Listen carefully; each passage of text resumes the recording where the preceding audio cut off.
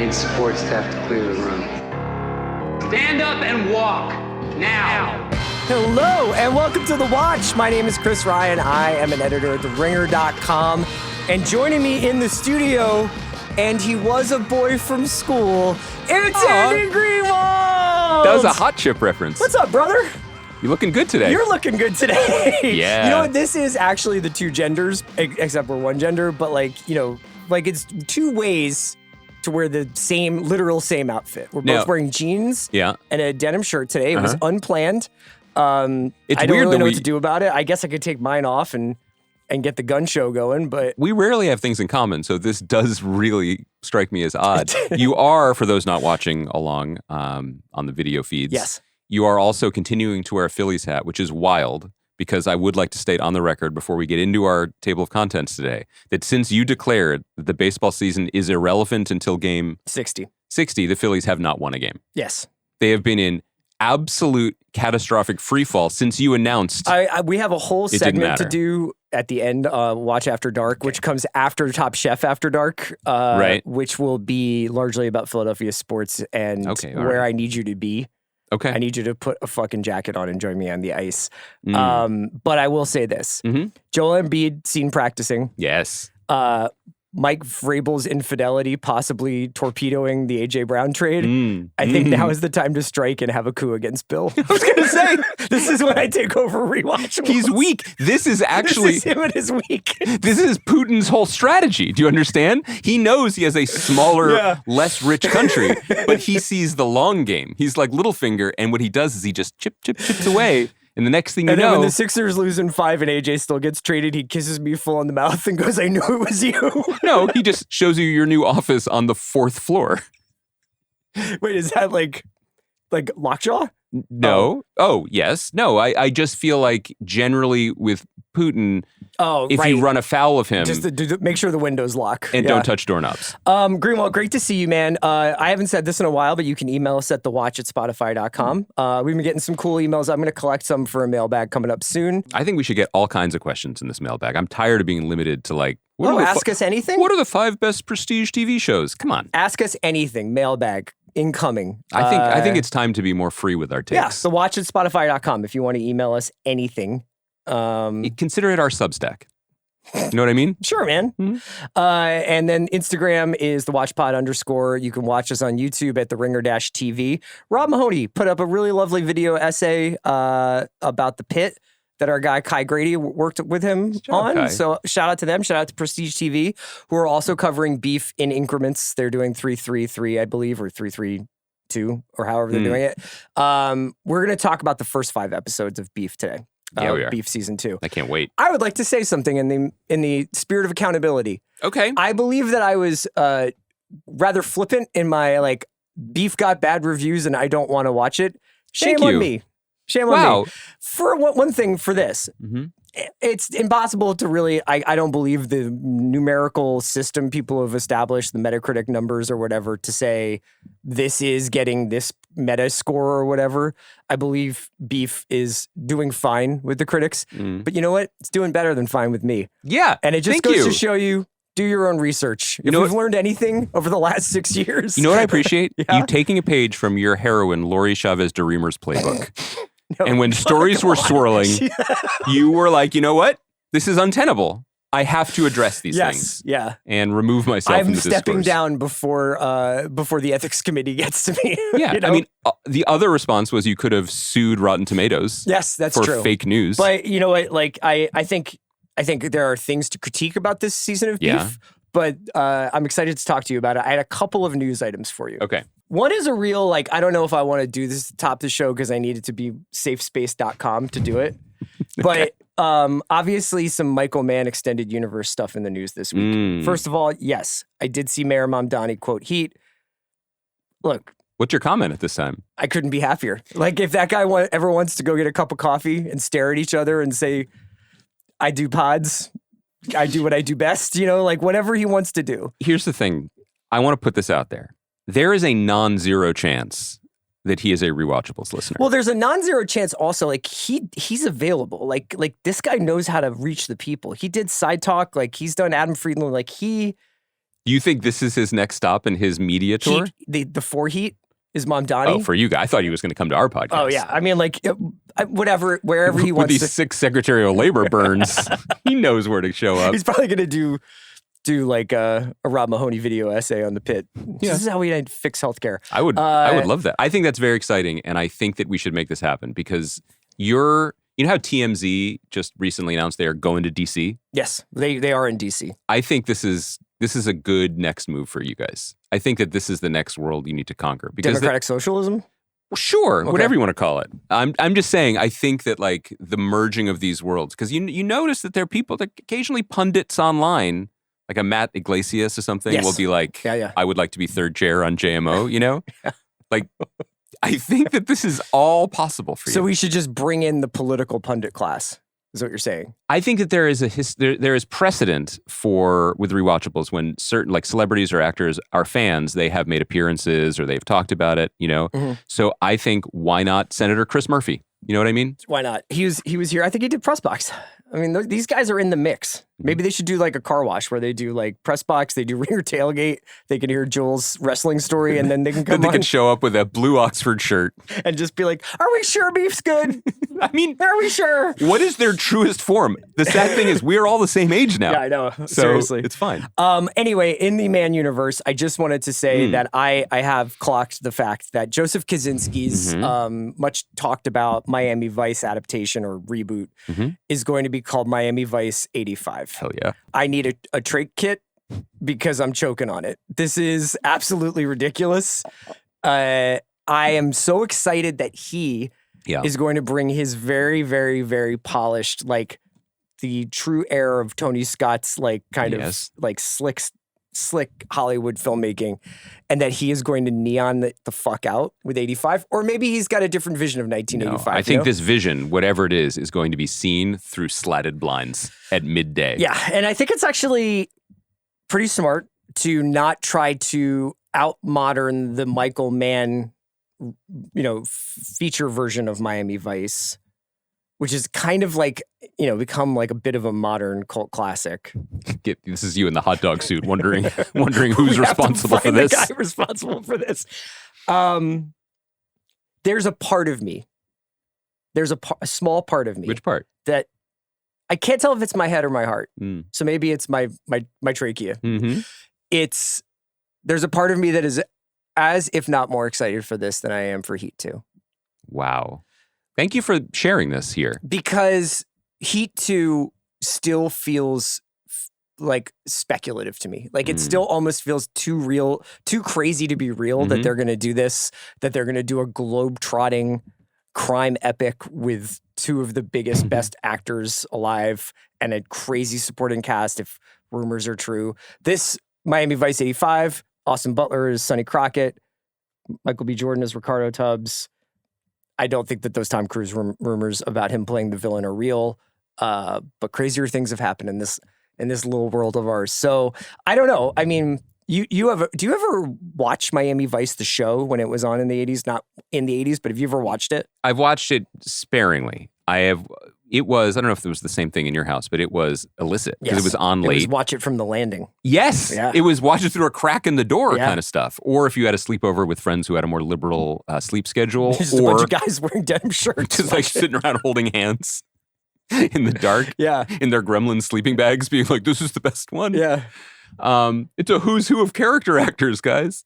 Yeah, or did you ever, what the big thing was? This is very generational, but I bet Senator Chris Murphy will get the reference. There was always like the one friend who had a TV in their room or that they could wheel into their room for sleepovers. Yes. And then you could watch. Did you ever have the kid who had the TV come out of the floor or come out of like the half wall? I heard about those kids. Dude, I knew a kid had that. God damn. That took like 5 minutes for the thing to rise, but it was worth it. Yeah, Every minute you were just like, fuck. 2001 soundtrack playing. Go away. Yeah, man, those are exciting times. I think that this movie sounds fantastic. Yeah, I think maybe cool. the other thing you're responding to potentially is that calling it Miami Vice 85 really seems like they're going to be dialing in on the aesthetics of what already made it America great. Yes. Whereas Heat 2 is the movie that Michael Mann is going to make next, which is of great interest, but increasingly with this cast list and you say a global crime romp. I think it feels less connected to what made the original special. and maybe more a celebration And of where I'm a these people huge are fan of the last two Joseph Kosinski movies. Yeah. And I think that he will infuse this with an energy that I'm very interested to see. Michael Mann, like, is my Jesus, so I won't doubt him. But like, I just want to see some set photos, or I want to see like, yep, we're rolling in this year. You know? Okay. Yeah. Thank you for sharing that. That was very vulnerable. Thanks, man. That's why I wore this shirt. The only other thing I had for you today was that I saw an announcement that Paramount is going to get behind a series adaptation of another cult classic, honestly. James Mangold's, I believe, early 2000s. God, what year was that? I think it's earlier than that. I think it was 90s. 1997. Yeah. James Mangold's 1997 crime drama Copland. Let me set the scene for you. A young fellow, no TV in his room, goes to the mailbox to get the hot off the press issue of Movie Line magazine, where in addition to a scorching interview with someone who was in probably Body of Evidence or something, there was Willem Dafoe tells all. Literally, there was a little piece about how Sylvester Stallone is going to, dust off his acting boots and really give it a go. Well, he did, and it is one of my favorite crime dramas of that decade. Is it? Oh, is it Leota? Incredible. Leota? Yeah, Leota. Yeah, I remember. Harvey Keitel, Robert Patrick, briefly Edie Falco. Yeah. And Stallone. Very dramatic ending, if I remember correctly. Yeah, it's just fantastic. Anyway, this is actually a film to series adaptation that I think makes sense because for people who don't know, the concept of Copland is essentially a town in New Jersey that a bunch of New York cops have essentially taken over as their like soft retirement home / place from which they do nefarious business. And Sylvester Stallone's character is the cop who polices cops, but not very aggressively. Like he's part of a kind of you scratch my back, I scratch yours. And he is deaf? He's lost deaf? Hearing in his one ear, yes. And a cop who has to police cops is a good log line for a TV show that lasts multiple seasons. Yeah, especially because it comes with a setting, like a town that runs by a different set of rules. Yes. Now, you don't have to set this in New Jersey to New York, although that was definitely like the sense of place in Copland is one of the major draws of it. It's so evocative of those towns when you get over the George Washington and you're driving south and you're just kind of like, what's going on over there? What's going on over there? And these are all like these kind of commuter towns that are very, and even like the way New Jersey is kind of set up where it's like everything is like a village or a township. Yeah, and in order to turn, you have to turn right and then loop back around. What's that about? We never got to the bottom of that. Do you think Copland voted for Mikey Sherrill for governor? Can I ask you that something? Yeah. Do you think it would be better if we had more shit like that in Los Angeles instead of like the roads Death Race 2000 that is left turn on yellow? Yeah. Yeah. Any follow-ups? No, I mean I just think we could do some interesting stuff here with driving if we ever had the wherewithal. I think the problem, here's what I blame most in Los Angeles. It's the groundlings.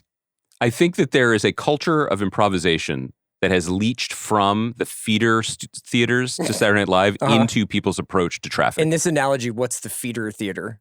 Well, any improv theater, because I watch someone like, just... You mean like people's driving has become more and more free jazz? Yes. Who is like responsible for that? I'm assuming, I just think it's the culture of yes and. I think it's the culture of everybody being like, I'm looking at Google Maps. I saw someone today turn left to get here where we are at lovely Spotify in downtown Los Angeles. It was the most impressionistic left turn I've ever seen. It was like Monet looking at water lilies for the first time. We were on that bridge turning off, and there were 4 cars coming, and there's no signal. So normally what one does when one has an arrow that it's allowed is one waits for the oncoming traffic to cease. Yeah. Not only did they turn in front of those cars, they then started to turn more to delay the impact of those cars, as if they just took a little more time, it would get them there. It's tough out there. It was like watching Will Ferrell in 1993. But, the reason why I bring this up is I was thinking about some, Cape Fear coming soon on Apple TV, which I think will be an extended version of like the story we know and love of Max Cady. Presumed Innocent from a couple of years ago or a year or so ago on Apple TV, essentially expanding a very taut 2-hour thriller. That's not ordinarily what I go for when it comes to these kinds of like big screen to little screen adaptations. But something like Copland, which obviously I'm drawn to anyway because of the subject matter and because of the original treatment of it. If Mangold's involved, I have a lot of belief. The other creative involved is the Old Man creator, Robert Levine. Mm-hmm. I think that like that's just like a really smart way to make a cool TV show. Now you could just definitely like dial it up as Mayor of Kingstown 2 and just kind of have it be like guys walking in rooms. It'll probably be pretty decent either way, but I like the thinking here. Yeah, I do too. I also like you concern trolling TV shows about men walking into rooms. I mean, it's all we got. Yeah, right? They haven't figured out a better way to make TV, right? Let me know. No, I mean, Lioness, there's a woman in the room. Sure. So yeah, for sure. You got that. Yeah. This episode is brought to you by Amazon Prime. Ever have a plan come together out of nowhere and realize you're missing something? Like a last-minute beach day, a spontaneous hike, or an outdoor movie night you didn't plan for? That's when Prime's same-day delivery has your back. Getting you exactly what you need, fast and reliably, so you can actually join the moment instead of watching from the sidelines. Same-day delivery, it's on Prime. Visit Amazon.com/Prime to find millions of items delivered fast. Available in select areas. Terms apply. Should we just talk about beef?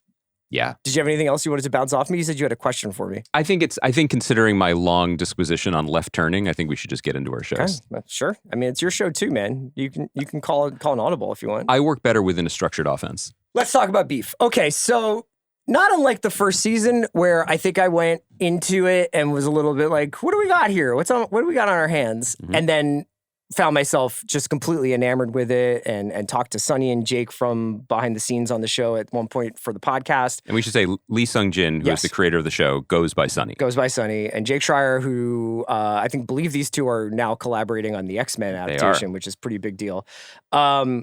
This is 3 years after the first season. This is an anthology show. So the concept of beef is one I think we can interrogate and what unites these two seasons. I have not revisited the first season, obviously. But I'm curious to know if you drew any connective tissue to the other two. Obviously, Sonny takes the idea of an inciting incident and really explores the studio space with it, because from this inciting incident, so many different things kind of get brought into this whirlpool of distress, right? Mm-hmm. This season, the new installment tracks the collision between two couples working in and around a high-end country club called Monte Vista, which I believe is like set in Santa Barbara, I believe. Santa Barbara County, like yeah. Ohio-ish. And then the one couple, Josh and Lindsay, who are in their 40s, played by Oscar Isaac. Excuse me, Lindsay's 39. That's a plot point. Josh and Lindsay, who are in and around their 40s. They live in Ojai and work at this country club. Lindsay, not so much. She's hoping to be brought on as an interior designer. Josh is the general manager. There's another couple, Ashley and Austin, who are far lower on the totem pole at the job totem pole at this country club. And Ashley's a cart girl. Austin is hoping to catch on as a trainer of some kind at the club. And one night they witness in the first episode a fight between Josh and Lindsay, a volcanic fight that they surreptitiously record and then use as tacit, then explicit blackmail over the first couple of episodes. Then the show explodes. And the show goes in 100 different directions, but I don't mean that in a messy, unplanned way. I think what I wanted to talk to you about first with the show is we did 5 episodes, so we have a couple more. We can maybe hit that on Monday if you'd like to. But like, what are some broad headlines about this season for you so far? As I said to you last night, call me Liver King the way I'm loving this beef. This may be my show of the year so far. Wow. I loved it. I was completely riveted and engaged with almost every aspect of it. Excited to talk about in detail why. I'm excited to talk about some of these performances. But I was specifically thinking about what Sonny has done here and what he's established across 2 seasons. And I think that he is one of, if not the best example of a television auteur. What he is capable of doing within the Netflix model is remarkable. I wish it wasn't unique, but it is rare in that he is able to tell a sprawling, but I think very focused thematic story across multiple episodes that has the necessary propulsion to keep you clicking, to keep you watching television, but doesn't ever feel, because we've been bumping up over the last few weeks against a lot of pilots, a lot of new series that feel like, well, that kind of could have been a movie, or that kind of is going to be best expressed over 5 seasons, it's in the wrong box. Yeah. He is a master at this specific sized box, and that is not a small thing. The second thing I was feeling as I was watching and loving these episodes was I was trying to think about why I found this so appealing, because as you and longtime listeners know, I tend to be drawn to smaller studies that capture the minutia of daily life. For example? Well, you will spend a night watching a horror film in the theater, and I will spend a night watching The Taste of Things, one of the most charming and beautiful French films of recent years about sumptuous cooking in the 19th century. We can only be us. Elite Juliette Binoche performance. It's on Hulu now.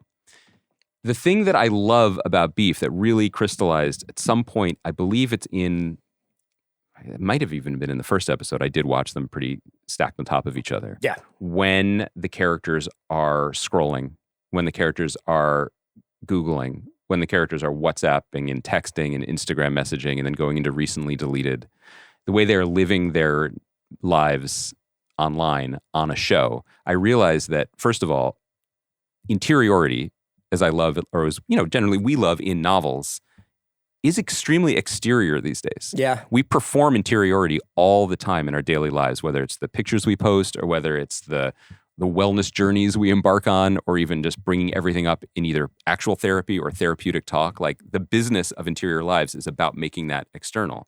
And I feel like Sunny has really captured that moment in a way that it feels artful and true.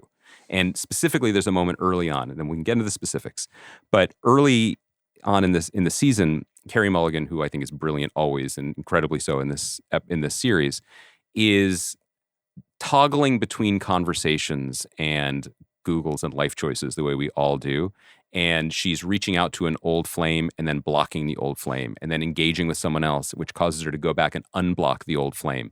And the immediacy of her emotional decision-making is so dysregulated, but also so available to her that then finds its match in the way these characters bounce off of each other like super radical free electrons in this fishbowl of contemporary society. You're really tapping into something there, because it's also the thing that I think maybe at some points makes my skin crawl when I watch it. Yeah, it's intense. Not necessarily because I probably partially because I recognize it in myself, but there's often this trope about like, well, would cell phones or would smartphones have ruined this movie? Yes. And we're often like, yes, Die Hard would be 5 minutes long if people could text,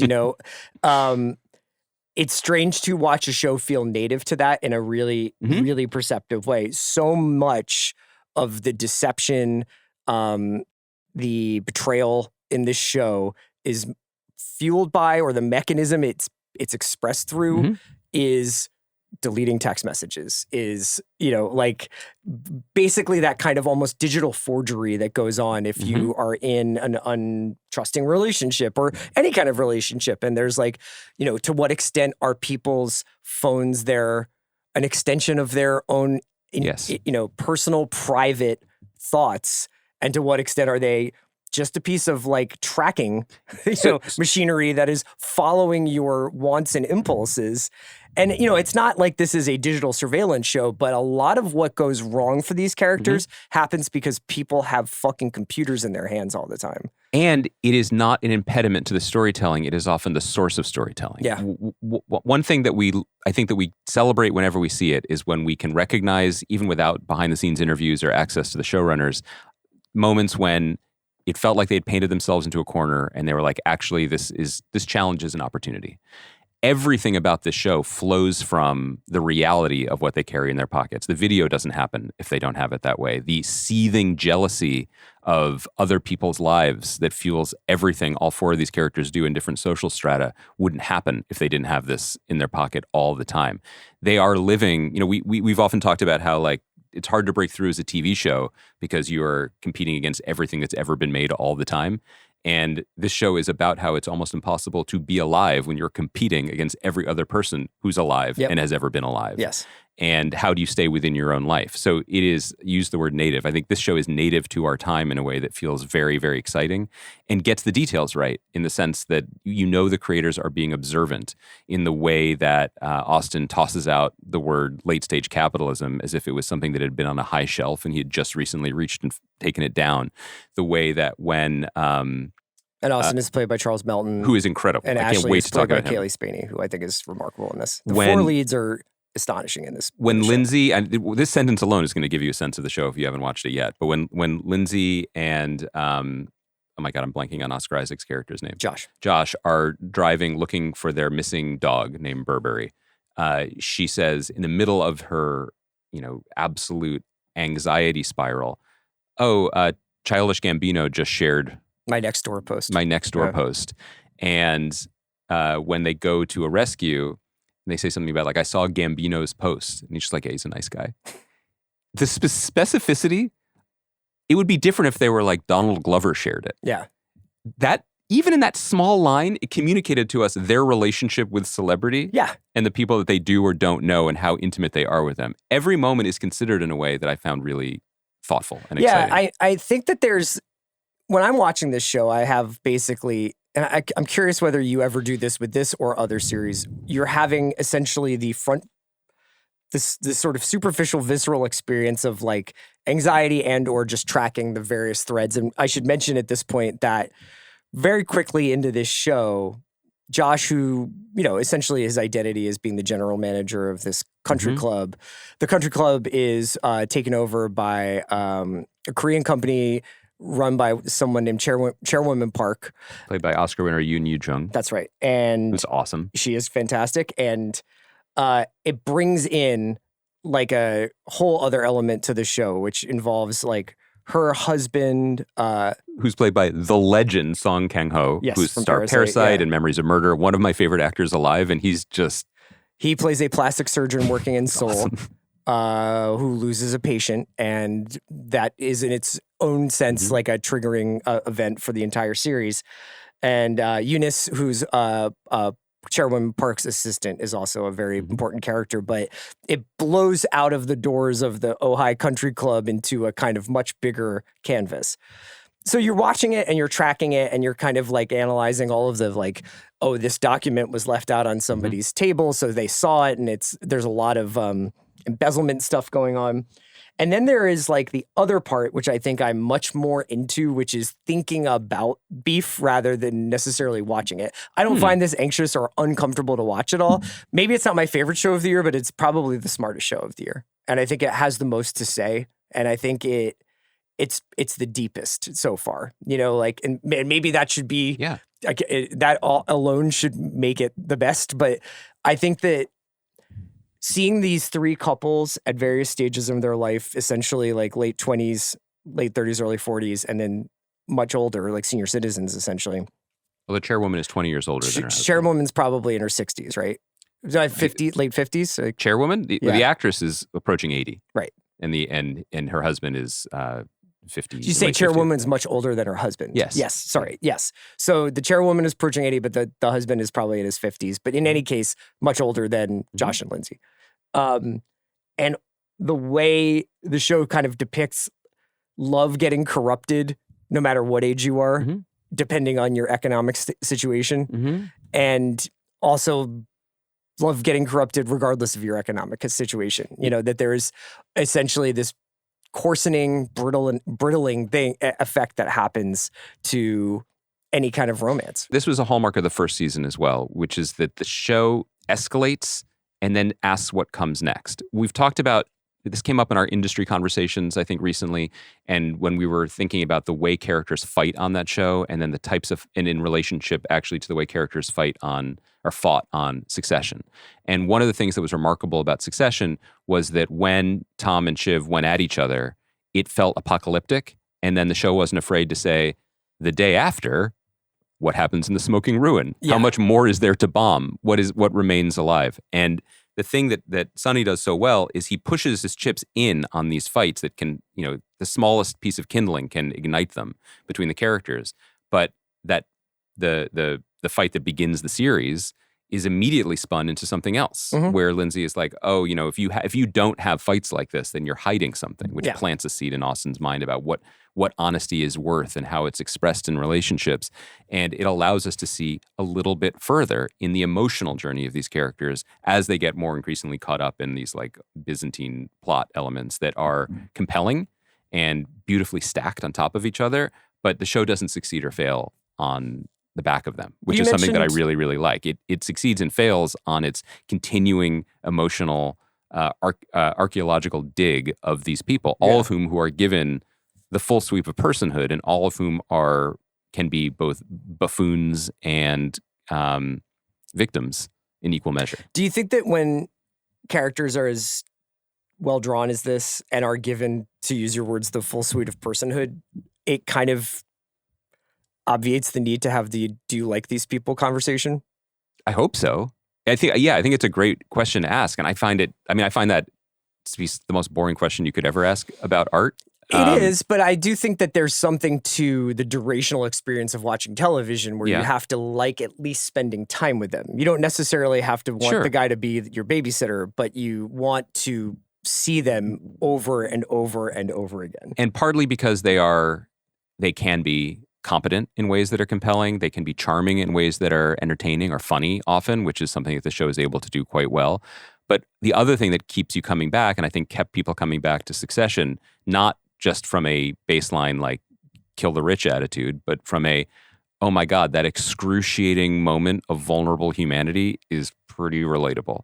And it kills me that someone I hate, like Kendall or in this case, Josh, is also capable of that moment. Yeah. That's what the best shows do. And that's what the show is, to me, is doing through 5 episodes. There, in what I've read about the making of this season, it sounds like Sonny wrote very specifically for the people who he cast. So not necessarily originally, because I know that others had been in the mix for the show. I mean, you had mentioned the originally and rarely, hit lists or wish lists get leaked or get announced. The first stories about Beef Season 2 said that the 4 actors were circling the parts, and it was Kaylee Spaney and Charles Melton and Jake Gyllenhaal and Anne Hathaway, who I think would have been phenomenal in this. And I actually think Jake Gyllenhaal would have been better than Oscar Isaac, an actor who, in Cold, I like more, but we can talk about that specifically. I disagree with you about that. I think I'm a little bit warmer on the Oscar Isaac performance here than you are. I wonder what it is you think. Why do you say that? Okay, so there's certain things that you can just tell. Like I don't know if you can tell, but like Charles Melton is incredible in the show. He is so good at doing something that a lot of actors struggle with, even great actors. Gosling is good at this too, being dumb, and putting that in quotes, but also somehow soulful. Yeah, Brad Pitt's the master of that.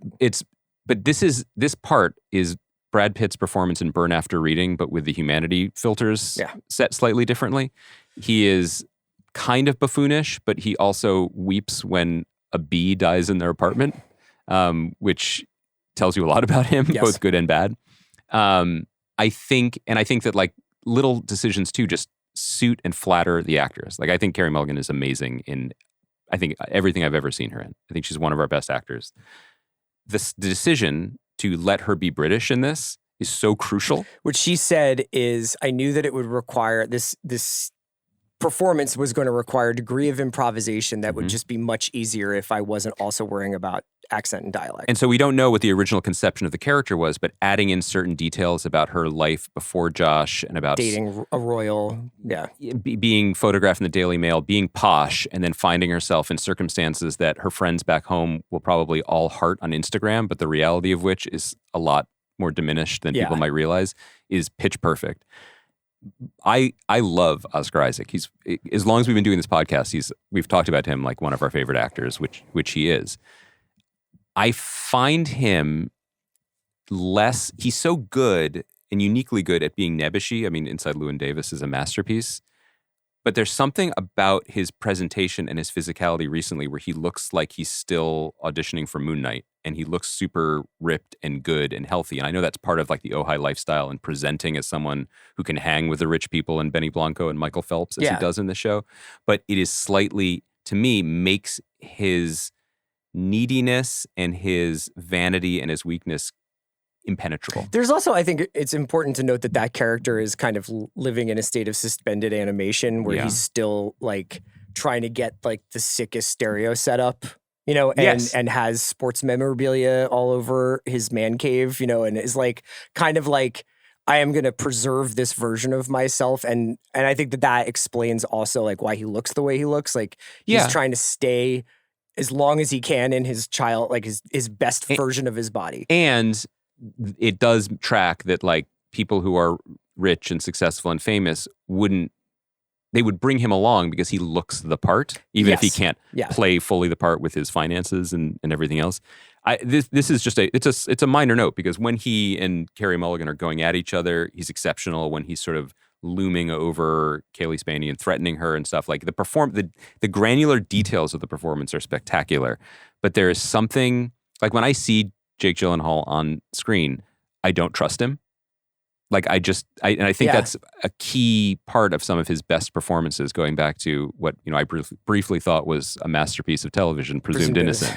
But that is something that he knows how to use. Even in like the Spider-Man movie he was in, you're like he's using his charisma, but there's something it's telling spoiled there. That it was Hathaway and Gyllenhaal because clearly Sonny has like an eye for pre-existing chemistry between performers, and they've been in at least one film that I can think of before. Mulligan and Isaac have played across from each other in Drive and in Llewyn Davis, and obviously are very familiar with each other as performers, and I think it works really well. And on the flip side of it, Spaney and Melton, I think, have this kind of like perfect vibe of like, I can't remember how long they're supposed to have been dating for, but like a year and a half. But they're engaged, and it has that like.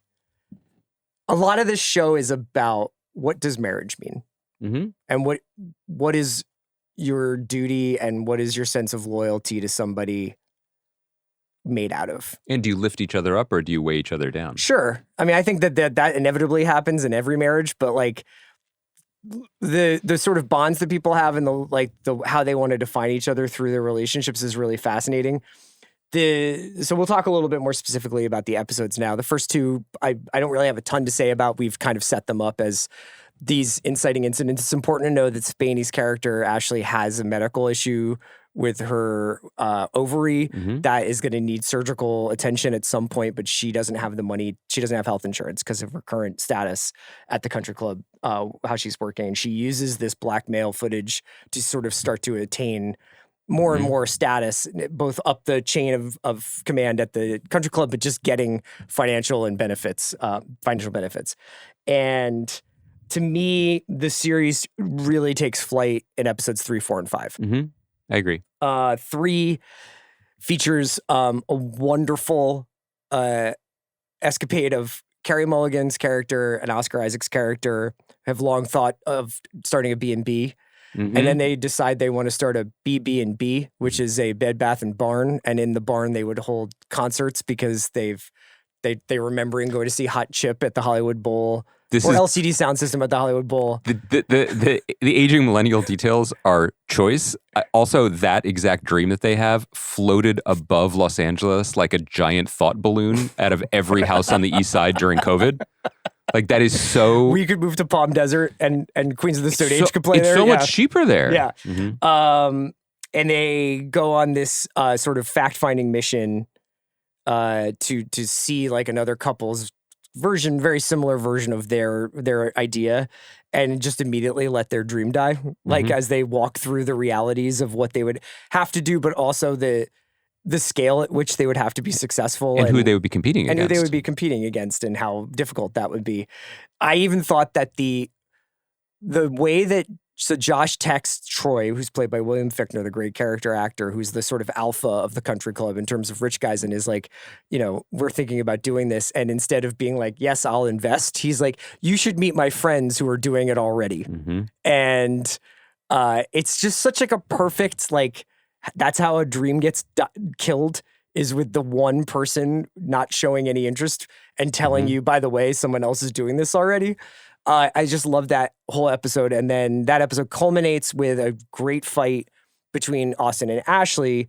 That ends with her jumping out of a moving vehicle. Shout out Lady Bird. And then she winds up in the hospital, and her medical condition in episode 4 is this harrowing, like, other side of the pit adventure where she, is got this huge deductible. Josh comes and she doesn't understand what deductibles are. It's a great. Yes. And Josh comes and offers to help her, but only if she shows him that she has deleted or is deleting all of the backups of the video in the cloud, which again is this sort of like 3 layers of mistrust and everything as attached to, all these digital devices that we have, is that nothing is ever really deleted. And a lesser show would run from that, either because the creators are old and don't know that things stay in your recently deleted folder or on the cloud, or because they would feel like it would dramatically cut off their opportunities. The show brings it in and makes it part of the story. And there's all this stuff happening while they're in the hospital waiting room, waiting for Ashley to be seen, seemingly from her injuries from falling out of the car. But really, like, what's really coming is the ovary situation is kind of coming to a head, is that there are these text messages between Austin and Eunice, Chairwoman Park's assistant. There is Austin being somewhat surreptitious about his designs on becoming a unlicensed physical trainer for the club. But then Ashley is also responding to these text messages and then deleting all of them. And then Eunice is responding when Austin sees the phone to text messages that he hasn't sent to his mind. So it gets very, very, not convoluted, but like kind of complex when it comes to the ways people are communicating. And the fact that Josh kind of holds medical attention ransom for Ashley is a final straw. She has to go into emergency surgery. They have to remove an ovary. And at the end of that, she is like, I will have my revenge in this life or the next, and winds up releasing unintentionally, perhaps, Josh and Lindsay's dog. And that leads to my favorite episode of the series so far, which is 5, where Lindsay has to spend an hour looking for Burberry while Josh goes to play with Hot Chip. At a chalet in Utah off of a private jet. Episode 4, we should note, Jake Schreier does a brilliant job directing the first episode, and I believe he came back for the finale of this season, but Sonny directs 4. It is a Lynchian Fantasia in a way that is not annoying, which I think is worth noting, because it is a very challenging tone to strike, where you can have silly jokes and humor, like not in that episode, but like Austin thinking that invoices written for MISC is a misspelling of mist, and he imagines that someone named Marta is providing mist for the club every morning, but also have like kind of creepy, kind of funny, just very unnerving glimpses of healthcare crises in Ventura County all at the same time. And then these just constant, subtle's not the right word, but appropriately rhythmic beats of the show's thematic drum, where like Ashley does not know how healthcare works because she's never had it before. And in fact, the strongest opinion, health insurance, but the strongest opinion she voices, at least through 5 episodes, is the preference, Gatorade flavor preference. That's what she feels the most strongly about anything. The whole Gatorade thing has killed me in her life. It's remarkable. Did you ever feel? It's like, what does he say? In my professional opinion, the quench is the same. Yeah, the quench is the same. There are very funny jokes in this season. Did any of it ever take you out? I wondered, like, there's a moment when, because the one question I had, this is the latest criticism that I'm going to offer, because I think ultimately I don't believe this to be true, but there were a couple moments when it felt like the characters, particularly Ashley and Austin's intelligence level, toggled based on how good the joke might be. Whereas Austin is sort of the golden retriever, sweet, not so smart guy, and thinks Misk is missed. In that episode alone, and obviously she's been injured and potentially concussed and has a knee and is experiencing torsion in her ovary. I like that you said has a knee, like you're Joe Buck. She has a knee. She's out with a knee. AJ Brown's got a knee. She was. That she, gets the deductible stuff all mixed up, but then also thinks that the hospital pain scale is numbered like letterboxed. Which was super funny. Like I think that it didn't bother me. I wondered if you bumped on it. It doesn't bother me. That kind of stuff doesn't bother me. Nor does a guy being obsessed with Hot Chip really bother me. You know what I mean? Like, its specificity is what roots it in reality to me. So totally. By the way, you should mention the reason she jumps out of the car is not any proof of infidelity. It's that she sees that Eunice's Instagram is private, and yet Austin has been allowed entry into her private Instagram. That is a very contemporary concern. That is not a dramatic act out beat that I would say that my parents would flag were they to know how to turn on Netflix or what Netflix was or what beef is. That's the thing is I do wonder for people who are not like glued to their phones, like how some of this plays. No, I have no problem with the humor. And I also thought like that episode 4 was a really great example of something that's incredibly tense and everything is kind of building towards Ashley's surgery, but he still takes moments to have Austin have that weird interaction with the woman at the vending machine. And, you know, the woman brought in on a 5150 who's tripping balls and like there's just flourishes and it feels very, very lived in, even though it's a Netflix show that has like movie stars in it. It feels very much like, and I for me, the reason why 4 and especially the end of 4, the face Kaylee Spaney makes when Josh's long promised like white glove treatment comes through way too late. And the guy is like, oh, I wish Josh had called me earlier because I could have gotten you seen immediately. And we probably like the underlying message being we could have saved your ovary.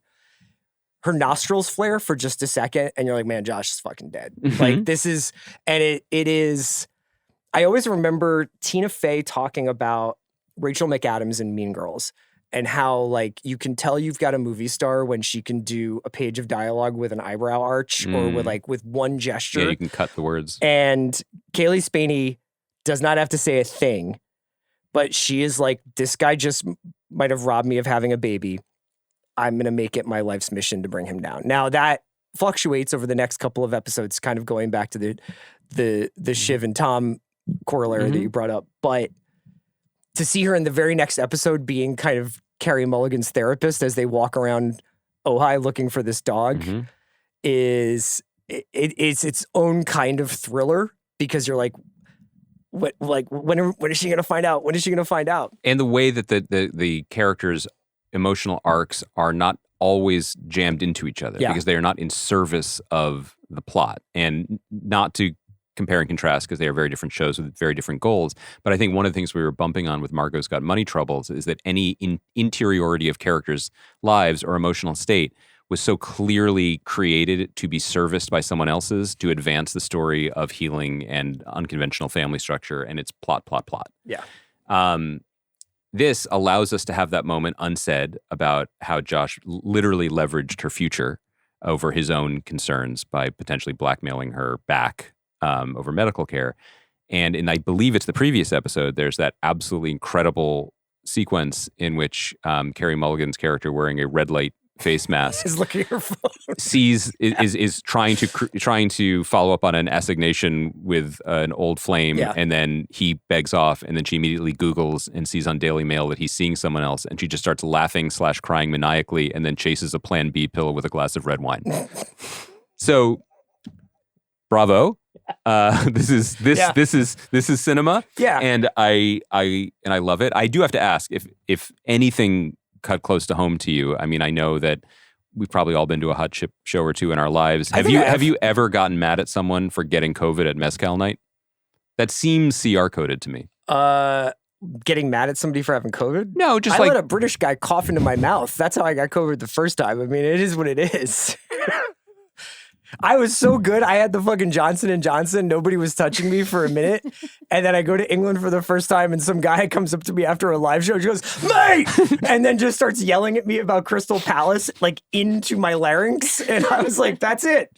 I had the worst fucking flight anyone in America has ever had coming back. I'm really sorry now in retrospect because I was COVID positive. I didn't find it out till I got to LAX because they had those cool tests. And I was like, that's definitive proof. That's a funny story. The novel coronavirus rampages through my body. Despite the best efforts of Woody Johnson's vaccine. What was the question? So no, I don't give a shit about that. And I had some mezcal nights with you, brother. And if I had gotten the big 19 from it, so be it. All right. So what if I didn't mess up mezcal night, but let's make it Beef Season 2 specific. What if your mezcal nights were great. Thanks, man. Remember that mezcal mixtape we used to get? Little tasting flights we would do. I'm getting tobacco here. And then be like, oh, it's almost 11 p.m. Is that bubble gum? The funny thing was like, you'd serve it and it would be like, are you tasting the bubble gum? And I am tasting gasoline. This is fucking fire water, dude. So I'm just staring at you, seeing if you're picking up the subtle notes of like saddle leather and regret baked into each glass. On Beef season 2, though, Ashley's Lindsay's COVID diagnosis keeps her husband from seeing Top Gun Maverick in the theater. Which it was Bullet Train. Oh, no, it was right. It's Top Gun Maverick. You're right. That's a very great fight. It's very Los Feliz coded. It's also just a fight that, like, the way they're like, this is the problem with fighting with you is that you like completely misremember things. Like, it's just a very, very accurate depiction of long-term relationship fighting. And to Oscar Isaac's credit, his best moments on the show so far are the fights. Yeah. And there's a moment when she's like, I've caught you in an egregious lie. The lie is whether or not she approved a doorstop that he had sourced on Amazon. Yes. Oh, she's like, I'm going to go look this up on Amazon, right? Yes, and she's like, you absolute idiot.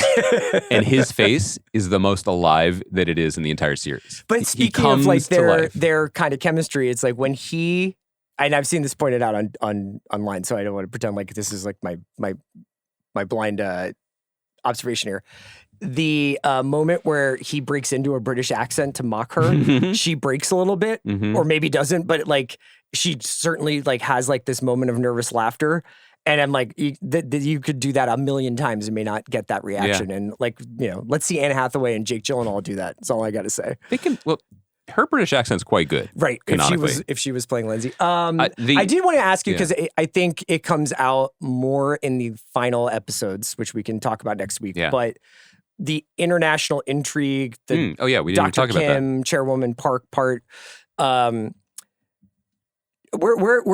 did you kind of? How do you feel about that additional sort of 3 to 4 characters and a huge other swath of plot being laid on? Well, there's 2 things. One, when you are this tightly focused on the emotional lives of characters that I'm interested in, add more plot. The plot becomes secondary to that. The plot becomes the scaffolding of the roller coaster that the people I'm paying attention to are riding on.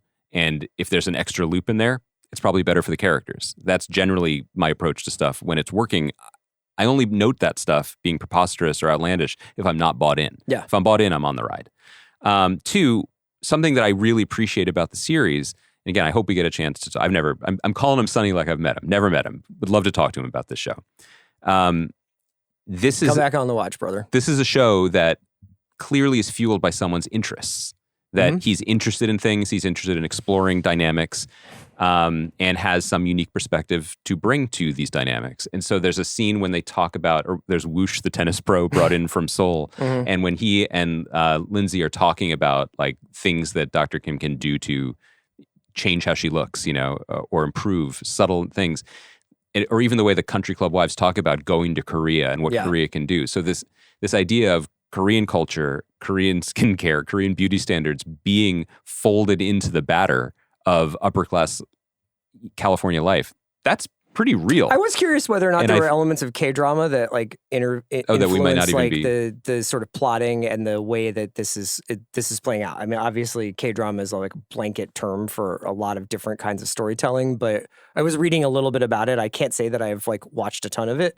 Yeah. But I was curious whether or not there were hallmarks. This would be a good thing to talk to Sonny about, because like I wonder whether or not there's an influence there in terms of like the way the plot almost ends into into the stratosphere. But I think that works. I think that'd be very interesting to find out, because that's not a genre of show that I'm particularly familiar with. But what it does in practice with this season of television is that it raises the ceiling. The possibilities for the Josh and the 2 couples skirmishes are limited if they are just bound by the economic and societal limitations of those 2 characters. You raise the roof when you put in William Fichtner's character, who can just put people on planes and just give him advice and take, and make things, make the people who are higher, which is Josh and Lindsay, make them want something. Yes. And then you bring in something on top of that. Everybody always wants something. That's the great thing. And you put people on top of that, then suddenly the embezzlement or the blackmail can go higher. Well, the stakes can get bigger, which works for what the show, to me, works for what the show does. And then when you put 1 Oscar-winning, certainly 2 Oscar-caliber actors I would have to imagine having fun Yeah. playing these parts with each other as a married couple, which is not something I think I don't know if they've ever acted together before, but I doubt they've played that. It's awesome. I mean, Song Kang-ho is like a leading man writ large. Yes. And he is having fun playing a character part. And that is such a luxury on a show like this. We'll wrap up Beef Monday with Euphoria. How about that? You were like, guess what? This podcast is vegan now, but nope. We love beef. All I did was like pass along, like, I guess I shouldn't do the news. You know what I mean? Like, I just was like, hey, you know what? I've seen some mixed reviews of this show. You know, it's like even the greats can be swayed by misinformation campaigns or honeypots. It's the first time it's ever happened to me. I know, but Eric Swalwell said the same. You know what I mean? So that ain't right. I'm just saying. That ain't right. Not for what brought him down, but he was involved with a Chinese asset. Well, that never got proven, right? I feel like now is the time we could talk about it. I want to talk to you about Top Chef instead. It would be incredible if I don't know if we have special Top Chef litigious Swalwell stands took down our podcast because of just one stray. I don't really want to talk about the food. Really. I mean, I've been to Cracker Barrel and I liked it. This episode is a grueling experience for the chefs. This is Monday's episode of Top Chef, obviously. They have to make a Cracker Barrel-esque item from Cracker Barrel's all-day menu. They get put into breakfast, lunch, and dinner assignments, but it seems like it was a difficult challenge. Even our boy Lawrence just undercooked a bunch of chicken tenders, which I didn't know was possible. Yeah, that nice pink in the middle. That was hardcore the way Kristen was like, no. She was just like, this is not safe to be eating. Do you believe in bringing chicken tenders up to an appropriate temperature before serving? As a parent of children, well, yes, I just do. didn't. You also spent a lot of time in England, and they got chickens everywhere there. Of all different internal temps? You ever know? Come on, man. When we watch British food content creators, the chicken... there's just like, and then I'm just gonna dab the salmonella off the cutting board before I put all my veg on it. The chickens look healthier. Yeah, they are yellow. I'll say that for them. They do this Cracker Barrel challenge. Yeah. That's the quick fire. The elimination begins essentially immediately in the studio, where all the chefs, much to their own chagrin, have to make dessert because it's always funny. There's like one or two people who are like, yeah, I was a pastry chef, but a lot of them fucking hate dessert and making it. And it is going to be judged not by Tom and Kristen and Gail, but by Top Chef fans who live in Charlotte. Yeah, I was going to say, up to that point, I was like, hello, where was the call? Yeah. But and honestly, those fans were delightful, and there was like a nice experience of like what it must be like, when Tom is like, this is shit. And like somebody who doesn't eat that food all the time is like, God damn, that's like the best dessert I've ever had. Yeah. These desserts were supposed to mirror several classics, that Queen Charlotte would have enjoyed. Melissa Benoist, the actress who's on a Netflix show that's set in North Carolina. I can't remember, but she played Supergirl, and she's a huge fan of Top Chef. That was nice, yeah. She seemed delightful. Yada yada. Like Anthony winds up winning the elimination challenge. It's pretty close to see who goes home. And also the chefs, I don't think the judges elected Anthony. I think he won based on a vote, right? No, the crowd vote. Oh, it's for the three top. I think the crowd vote had a sway in the final decision making, or at least, or maybe you're right. Maybe they had a voice. Okay, don't we all? And the more important thing is the elimination. Dwayne's pretty close to getting cut, I think, because she basically picked a caramel cake, which looked quite nice, and made something completely different. And then just poured brown caramel foam on top of it. Yes, and it was they were pretty savage about Dwayne's, but this is the age-old Top Chef. Like, are they really only judging these people based on the dish they have in front of them, or is there a does your cumulative kind of expertise or skill go into it?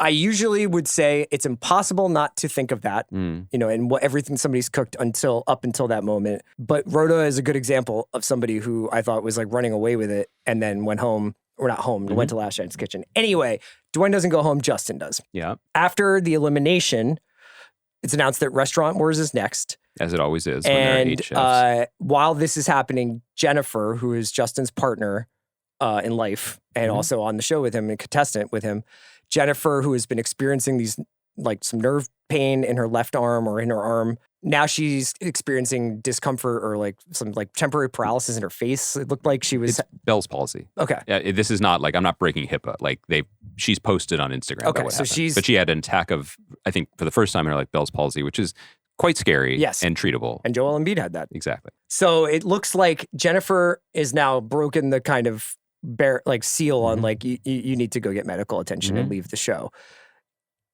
Here's where I want to get into it with you. Okay, because I want to get into it when the episode started. Oh. So I'm raring to go. But I'm sorry. I was just giving people a recap of what was happening. I wasn't trying to like... Because I think as you should have, the end of the episode shenanigans that led into Last Chance Kitchen is about who actually has been eliminated and who will be rejoining the show. So for people who forget, Seeger was eliminated last week and did not go to Last Chance Kitchen. And when Last Chance Kitchen started, Tom was like, this is very uncommon. But we will explain at the start of next week's episode, which they did not.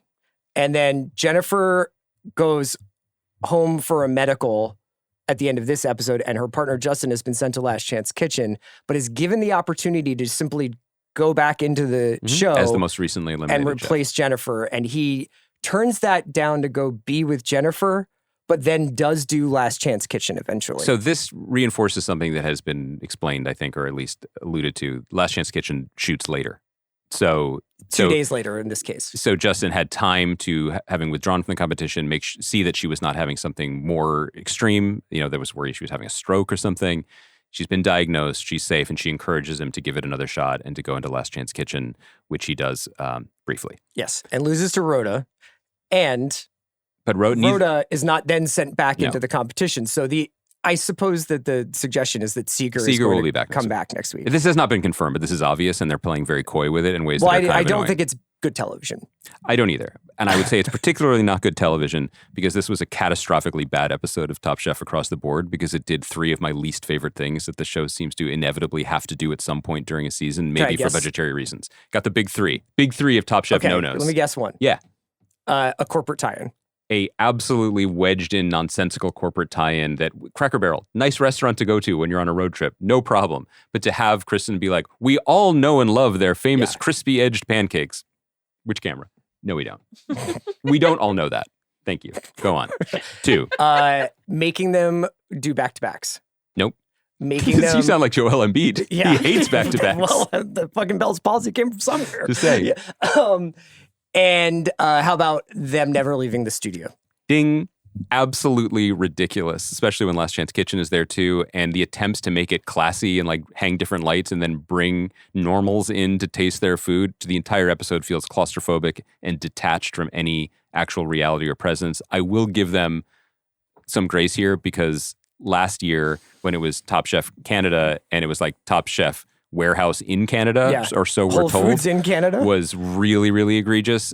If you have to do one of these to then pay for or save money for some larger field studies later, okay. Yeah. But yeah, that was 2. What's number 3? Desserts. Oh. I don't care about desserts. Chefs don't care about... No, but I also think that it's not good television when 2/3 of the contestants are like, thank you for asking me to do something I don't like doing and I'm not particularly good at. Yeah. That's not very compelling. And then I also know that Andy is the kind of guy who sends me Instagrams of steamed fish and is like, I am Paul Atreides now. This is my dream in life is to eat this. Very, very clean. Very clean fish. I also ordered cheese for dessert. So let's be honest about who we are here. I'm not saying I can even like a dessert, but if they don't like it, what I like though? A fucking ice cream cone. Let's just be honest. It doesn't need to be too fancy. I like a bread pudding. Baking is challenging. I even like baking. The Great British Baking Show I enjoy as well, but baking primarily is science and ratios and not like wild improvisation, which some of these chefs maybe are more talented at. And I also think that like the palate fatigue of all these people just shoveling in the sugar makes for kind of a muddled judging experience. Yeah, I have to imagine that is difficult. I still think this has been a strong season editorially and vibes-wise, certainly. But I am very unimpressed with the contestants so far. Unless the Rhoda elimination really was like accidentally axing your main character too early and she will rise triumphant from the underworld like an Orpheus who didn't look backwards. I don't really think that there is a maybe someone will emerge. Sometimes people go on a heater later. I mean, I think Anthony and Lawrence are clearly the two best chefs, and like they are kind of being treated as like supporting characters to the twins. Yes, Jennifer and Justin. Dwayne's got a lot of camera time. I think these are very charming people. Sure. But I don't... Oscar, But and the show, it struggles year to year. I mean, it's only can rise as high as the contestants raise it. And Tristan and Buddha are generational, like in the sense of like what they were bringing, point of view, yeah, we've had ability. wire-to-wire guys a couple of seasons in a row now. And guys that, not in a row, but we've had them. Guys who elevate everyone else. Because if there's a front runner, people are chasing or trying to get more experimental. And like this season, we seem to have a lot of just fine folks. Yes. Whose highs are not nearly as high. So that all of that was diminishing the experience. It was a weak episode, but then to kind of have it both ways and be like, there's an exciting mystery to come. We've never had this happen before. When really it's just a bummer that one of your contestants had a health issue and you have to bring back someone. I think that Survivor is just very communicative about like, this person needs to go home and here's what's going to happen and here's this and here's that. Like there's a lot of over-explaining. Mm-hmm. And I don't understand why they couldn't have done something in the edit to be like, the reason Seeger is not in Last Chance Kitchen is because Last Chance Kitchen shoots several days after the actual competition shoots on any given moment. Yeah. And Seeger, we were aware that Jennifer was not going to be able to finish the competition. But I guess the reason is because my confusion it would have that, spoiled the Justin element. Yes, but they gave Jennifer this warning that she was going to be eliminated if she missed any more quick fires or any other elements of the show. To me, that kind of indicated that they did not think that she was going to be on the show long term. Right. It's totally fine. I didn't want them to kick her off in any way, but there's something strange about like, where has Seeger been now for like 3 days? He's in the stew room. He's just waiting, focused, drinking Josh wines. Right. So, I mean, we got an email from a friend of Seeger's or from a former colleague of Seeger's that was like... written in the first person? Just not that feeling like the show is not capturing his personality, and that I'll be interested to see what happens if he is back next week. Do you think we'll have a new Seeger when he comes back? Humbled, rested, ready? Well, I mean, there's an element of that as well, where it's like, did this guy get to like go home and conceptualize recipes for 3 days while everybody else was doing back-to-back Cracker Barrel dessert challenges? Can I throw something out there? Yeah. It's too soon to go back to an All-Stars season. But you want it.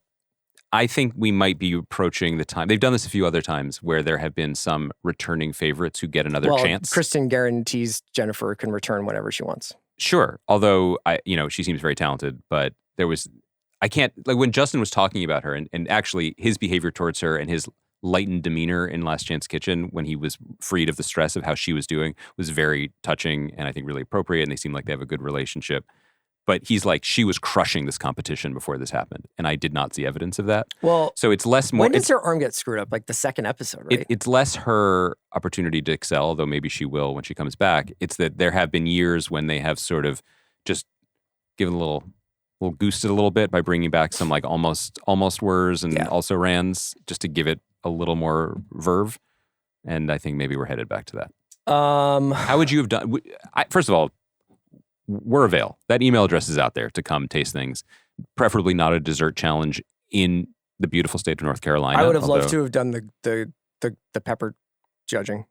What? That would have been really interesting. Hold on. We might have to switch the lights for this. You wanted to be in the 120-degree greenhouse eating a progressive meal of catastrophically hot peppers? Like, do you want me to go judge Cracker Barrel food? Like, I want to go experience something that I'll never experience otherwise. I'm going to go on the right. I also would like to have new experiences. I would like to have... No, you don't. You want to have the clean white fish challenge. Delicious. I'm just saying, I don't want to experience all the new things still awaiting me on camera. Do you know what I mean? Oh, I'm not worried about that. I have a pretty good constitution when it comes to that stuff. How would you do on hot ones? I've talked about this before. I am. No one can hit me when it comes to Szechuan spice. I didn't know this about you. Szechuan, like the numbing spice. I'll fucking die eating that stuff. Like really, Fly by Jing, extra fucking spicy on everything. But numbing spice is different than like the Carolina Reaper spice. I know. I'm saying like I have a different relationship to different kinds of spices. The Reapers I never ate. Danny Chow ate one in front of me at Grantland once, and I thought he was going to have a fucking heart attack. I'd love to know. I haven't really dipped my toe into that. This is what keeps you young and makes me quite old.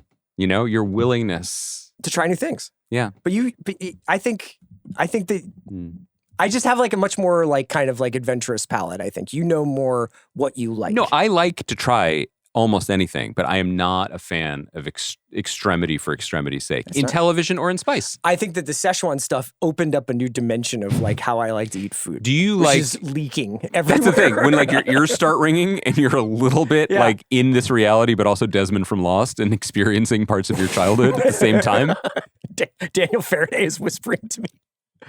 Do you want to do any sports before we go for After Dark? Yeah, where are you at? It's draft day. Before we get to draft day, I want to ask you how many games in a row the Flyers have to win before you pay attention. It's interesting that they are having a moment right now. On the precipice of sweeping the Pittsburgh Penguins. First of all, Pittsburgh is a friend to us. Sure. They've given us the pit. They've given us Bane's greatest moment. They should have a plaque there. Sandwiches with French fries in them. Great town. This year alone, I've been on the record as saying something true, which was, I don't think it was controversial, but it wasn't my greatest moment, where I said the impediment to me watching heated rivalry wasn't the full frontal sex scenes, it was ice hockey. I am so deeply uninterested in ice hockey. I haven't watched your beloved Shoresy. No. I'm not a hockey guy. Playoff hockey, there's nothing like it. That's what everyone says. There's just nothing like it. Find a new slant. Everyone, the only argument I've ever heard anyone make for hockey is playoff hockey.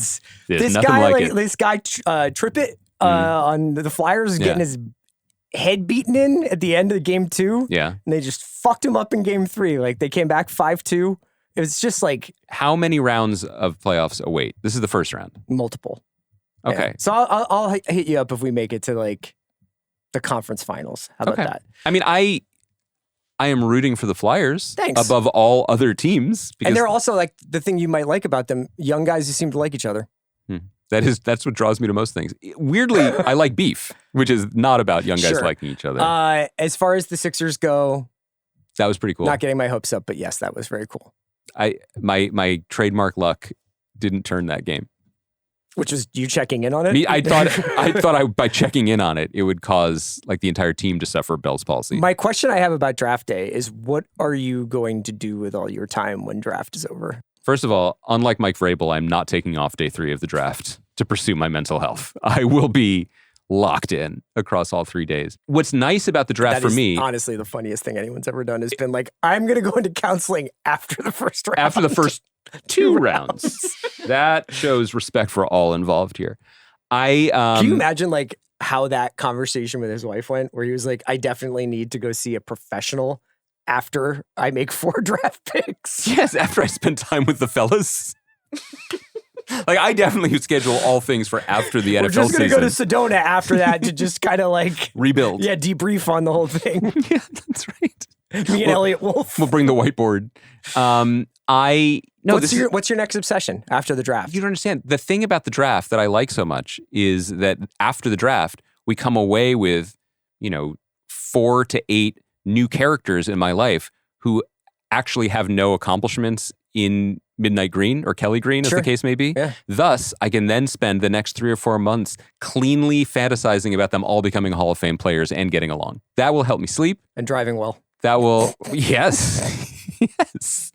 I shouldn't have said that. I always, or Big Dom will drive them. That's what I thrive on. That's my preferred mode of sports. I'm beginning to think that I'm an off-season warrior. Oh, I definitely think you are. Have you always thought that? Yes. Not in a bad way, but I think that this is where you thrive, is in narratives. Yes. And in media, but not necessarily in game tape. And in like parasocial friendship projecting. Yes, that's fine. Of like, well, you're all in the same draft class, fellas. And then the Instagram mods for like Philadelphia Eagles will post them of like showing up at the NovaCare complex, and I'll be like, look at that, they fit right in. We should do a bit of you doing the Carey Mulligan thing from Beef, like wearing a red light mask and like flipping through. And it's just me rewatching when Howie Roseman called Jalix Hunt and he said, "What's up, Big Pimpin'?" But I'm crying because there have been nights like that. here's something you can guarantee. If you ever need my attention, anywhere in the world, you, people I know, strangers, just go near me and play the video of how we drafted Cooper DeJean.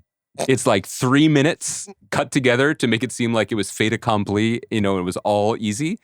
If that auto plays in any moment of my life, like you're taking a bump. It's it's like you at Hot Pot. I dissociate completely, and I live only in that reality. It's been wonderful talking with you today. I really did enjoy talking about beef with you. It was good. See? Yeah. The only thing that beef was lacking, a little chili crisp. Seriously. Sarah, Kai, thank you so much for producing and cutting and directing and lighting and making sure that we put our best foot forward. Well, I think our wardrobe person took the day off. Otherwise, on Monday, we're going to talk about Euphoria, episode 3. Yeah. And we're going to talk about maybe the last few episodes of Beef, and maybe there's some other stuff to chat about. Well, we actually made a blood oath that we would check out the Audacity at some point. Yes. So we should probably do that. I'm going to Ojai this weekend, so... Yeah, boots on the ground reporting. I know. I'll get to the bottom of Burberry. Would you begin Monday's show with kind of like a verbal column in the style of Thomas Friedman in the New York Times about taking a cab ride and what you observed? In this Ojai farm-to-table restaurant. Yeah. And people are wondering what... You could do it. Thanks, everybody, for listening and watching. We'll talk to you guys on Monday.